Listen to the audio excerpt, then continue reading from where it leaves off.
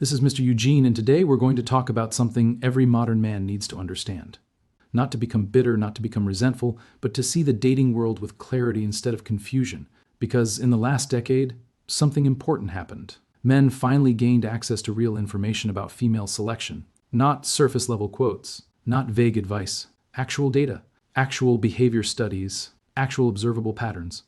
Never in human history has a generation of men had this much visibility into what women choose, how they choose, and why they choose. It's uncomfortable. It challenges male ego. But it's also one of the most powerful advantages a man can have. And at the center of all of this is something called hypergamy. Hypergamy simply means this.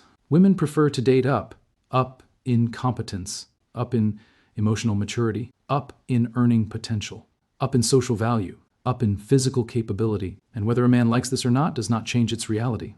Hypergamy influences nearly every detail of female mating behavior. It's not absolute, but it's dominant. Yet despite how widespread the information has become, men consistently misunderstand hypergamy in two major ways.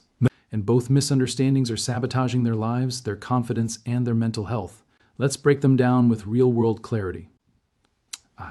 First misunderstanding: if I'm not top tier now, I'll never be. When young men discover hypergamy, a predictable reaction happens. They get discouraged because they hear women are mainly selecting from the top 10% of men. And then they look at their own lives.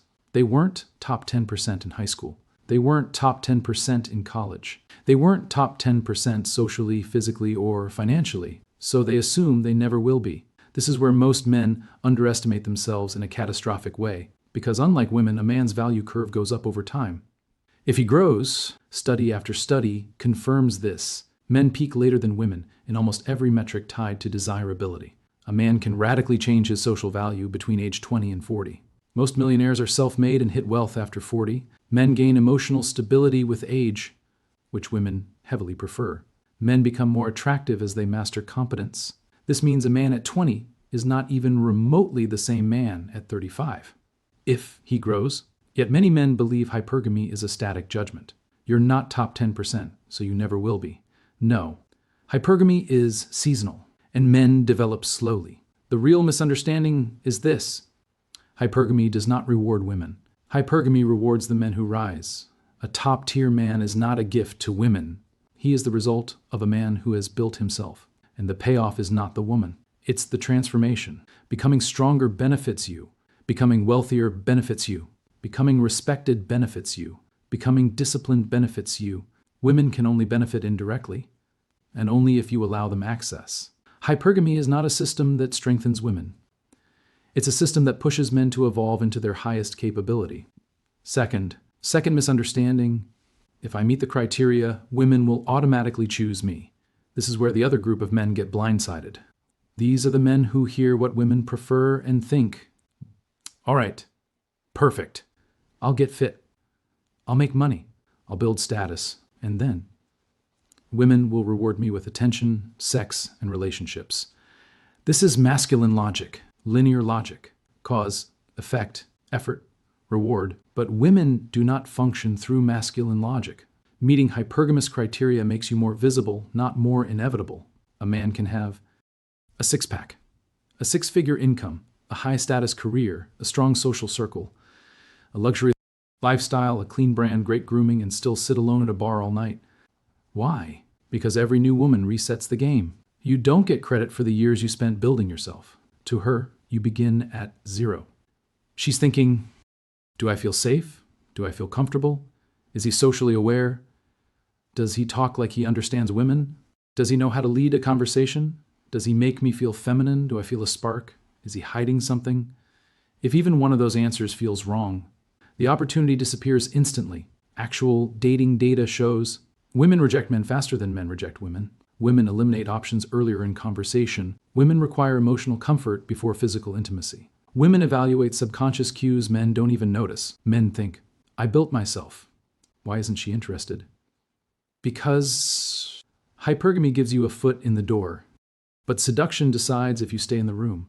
A man can spend 15 years building his status and lose instantly to a man who spent 1 year learning how to create emotional polarity and attraction. Most men expect their resumes to seduce women, but women don't date resumes. They date experiences. They date how you make them feel. They date the version of themselves they access around you. They date the emotional impact of your presence. This is the second misunderstanding. Meeting the criteria does not guarantee sexual opportunity. It only guarantees potential.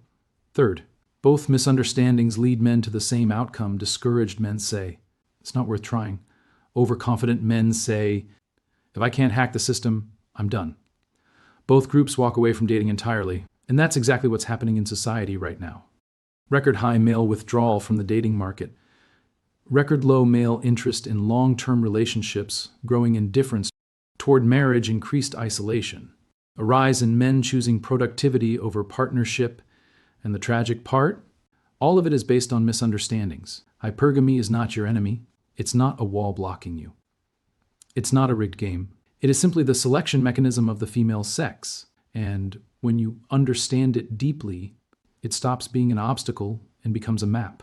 A map that tells you exactly where to grow, exactly where to improve, exactly where to invest your time and effort. Hypergamy doesn't destroy men, it sharpens them. Hypergamy doesn't punish men, it challenges them. Hypergamy doesn't guarantee women anything, it guarantees men clarity. Clarity about who they must become. Final message. What women select is not random. It's not malicious. It's not unfair. It's biological, psychological, and universally patterned. And when men finally understand female selection, they stop asking, "Why don't women want me?" And they start asking, "What kind of man would I admire? And what would it take to become him?" Because here's the truth. Women choose the top men, but men create the top men.